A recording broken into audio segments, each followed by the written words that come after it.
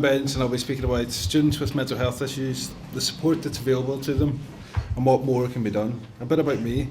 I've been to university twice, dropped out for a year once and had the two most common mental health conditions during my time there, depression and anxiety. I've worked with students at University of Strathclyde as a non-medical personal helper and I've received support while I was at university, but technically I didn't formally disclose to the university. I disclosed to a tutor at one point early on in my problems when an essay was late. It elicited sympathy, but not signposting, certainly not support. The information didn't go anywhere. Throughout, I'm going to be using Glasgow and Strathclyde as examples for no other reason than because it's my own experience. And both are good examples of competitive, internationally recognised universities, one part of the Russell Group, the other an old university. As a result, they take in a lot of international students, where perhaps the idea of a culture where we should be open about mental health isn't quite as developed, and a culture instead remains of being the best and hiding any difficulties you may have. And thus, these unis should be doing more for students for whom disclosure isn't an option. Yesterday I was at my granda's funeral. I told my boss about this on the Monday. I was on a flight to Ireland on the Tuesday and off work until today. I had no difficulties telling her this, the same way I have no difficulties telling you. She reacted as I expected her to react, with empathy, allowing me the time I needed. I'm now going to read a section of the University of Glasgow's guidance for staff dealing with disabled students. Students who do not come to our disability service should not expect ad hoc, piecemeal or reactive support to be arranged by individuals within the university. However, I can assure you that if I disclosed a death in the family or any other appropriate circumstance, I could expect ad hoc, reactive support or alternative arrangements. I know this because I have a friend who trained as a vet at Glasgow Uni, and in order to not miss his brother's wedding, he was allowed to attend his exam in a different country.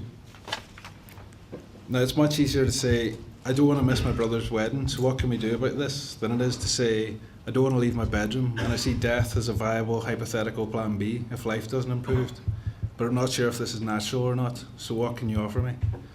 Let's think about university for a minute, apart from what you see in the prospectuses and how they advertise themselves as the best time of your life. They don't mention that actually people are leaving their strong support networks, their families, moving house, often for the first time, experiencing this idea of disciplined learning on your own, living with strangers, transitioning into adulthood and making your own choices, often not the right ones. Often finding out that who they are is not who they thought they were at school. Oftentimes there's a chasm of difference to fall into between how life is and how life was, or between the expectations and the reality of university. This seems like an apt example of vulnerable people, or people in vulnerable circumstances. I went to university as a well-adjusted young adult, spent 2 years socially isolated, without peers I could call friends, missing every class that wasn't absolutely compulsory, rarely venturing outside my bedroom for fear there might be an unplanned social interaction whose awkwardness would be unmitigated by alcohol, thinking everything would be okay, and I got by. I passed exams. Studies suggest that the particular mental health difficulties more commonly experienced by adolescents and young adults, e.g. depression, anxiety and substance misuse, tend to increase social withdrawal, making it more likely that a young person will keep their distress to themselves. The acknowledgement of my own mental health difficulties has been an ongoing battle. At the time I first realised but dismissed that I had depression, I was doing a psychology degree and thus very aware of the symptoms. It was only when Christmas Day came and I couldn't get out of bed that I realised I had a serious problem. I went to the doctor and I got prescribed citalopram, but I couldn't last the 6-week habituation period. 2 weeks of constant, relentless suicidal ideation was enough. And when I went back to a different GP to say that I was unable to continue taking the medication and that I needed something else, he told me not to bother trying to get onto the NHS list for counselling, because it would take at least 6 months, and the support provided wouldn't be as good as that could be accessed through the university. I received counselling quickly through the university after my mother, who's the director of higher education at a college back home, relentlessly pursued it until I was granted it. This was one of the best things I've ever done, but it's only from this position of privilege, having a supporter who understood the system, that I was able to receive it so promptly. This should not be the case. Furthermore, that I was able to ignore all my symptoms until I reached a true crisis point, and the fact that we have a system that's clinically led and crisis funded highlights issues around health literacy and service provision. Increasing mental health literacy and awareness is not enough. Mental health difficulties for some, for example those triggered by a death or a breakup, are a crisis before it becomes apparent that help and acknowledgement is needed. Those with mental health issues don't display help-seeking behaviour for a wide variety of reasons. And we currently have a mental health care system, both within and out with universities, that's not truly fit for purpose. The report Missed Opportunities, 16 to 25 Years by the Centre for Mental Health highlights that young people are influenced in their help-seeking behaviour by a lack of belief that seeking help will make a difference, lack of faith in formal services, previous poor experiences of help, fears about confidentiality. Clearly more must be done to encourage students to disclose, but structures should also be in place so that both formal and informal support is available without formal disclosure. I now have enduring clinically diagnosed anxiety and an additional $5,000 of debt. However, by the university metrics, I would probably be chalked up as a simple success, as I completed my first degree. We should no longer act like student mental health difficulties are a surprise event, with a lot of universities inadequately equipped or student support services inadequately funded to deal with these. Universities have excellent support service. I've worked with University of Strathclyde for 3 years and I know firsthand how person-centred support offered is and how much of it is available if required. But the 2014-2015 stats show only 89 students have registered mental health difficulties with a disability service. Less than 0.01% of students at Strathclyde are getting formal support from the University Disability Service. Encouraging more creative and more male-friendly ways of accessing help is an important developmental piece of work, according to the Missed Opportunities report. For example, proactive support could include older students buddying up with new students or greater links between universities and schools, with university students sharing their experiences in order to prepare teenagers about to leave school. Peer support whilst at university should be offered on a more regular basis, and more students should have access to mentoring if they require it. Universities should foster a culture of well-being, linking up more with charities and health services to offer classes such as mindfulness or CBT. Furthermore, stress and anxiety, and arguably, but controversially I know, behaviour or attendance should be more closely monitored. Whilst universities are supposedly more hands-off because they're preparing people for the workplace and enabling them to be self-sufficient, there's a certain paradox within this.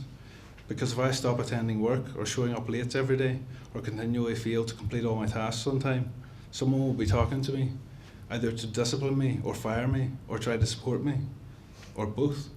And I know this because I've experienced them all. Education needn't become this kind of distanced, professionalised thing as soon as it gets to the university level. In the workplace, we're striving to create environments that are supportive of individual needs. Education should be the same.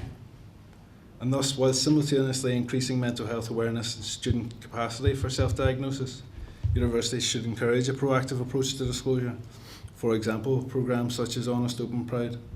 They should have policies that reflect the fact that disclosure often happens in off-the-cuff interactions and not solely in formal assessments with pre-arranged dates. Within health, there are the Caldecott principles for ensuring the confidentiality of an individual's information and enabling appropriate information sharing.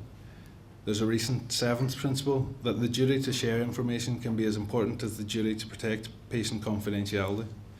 Within education, in my view, this principle should be embraced, and universities should have appropriate mechanisms and training available to staff, enabling them to feel properly supported and equipped to deal with student needs, sufficiently informed in order to signpost students on to whatever support or services they may require, and confident that the information they have gained from the student will serve the purpose of further catering to that student's needs or circumstances.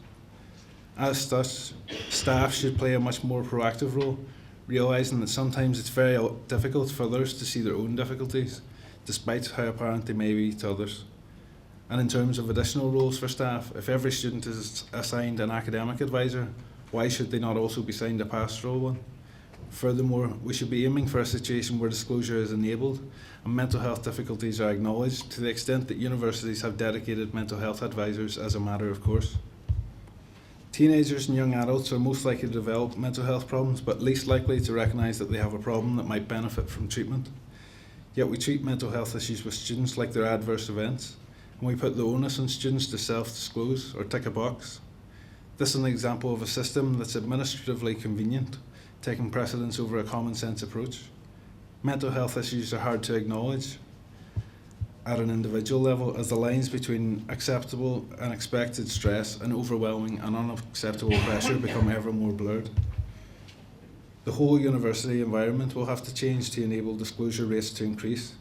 Support services must be better advertised and reach out to people as a starting point. So in summary, we should ensure the system is proactive and person-centred, that student welfare services are well resourced, that there are soft-touch initiatives such as mindfulness classes, peer support and buddying available, and that we're not putting all the onus on people already struggling.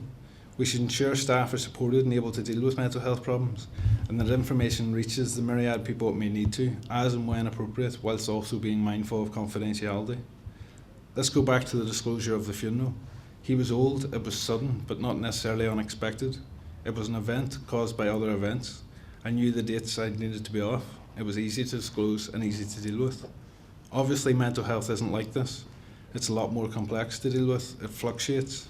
It's more difficult to acknowledge within yourself. It isn't necessarily precipitated by a single event. It's a lot more difficult to know what to do about, particularly when coupled with the fact that for many people with mental health issues, they're scared of what is happening, scared of what might happen, and feel like they should be able to deal with it themselves. But it shouldn't be any harder to talk about openly or to prepare for. And when we put people, students, in vulnerable circumstances, it should never be unexpected or inadequately resourced.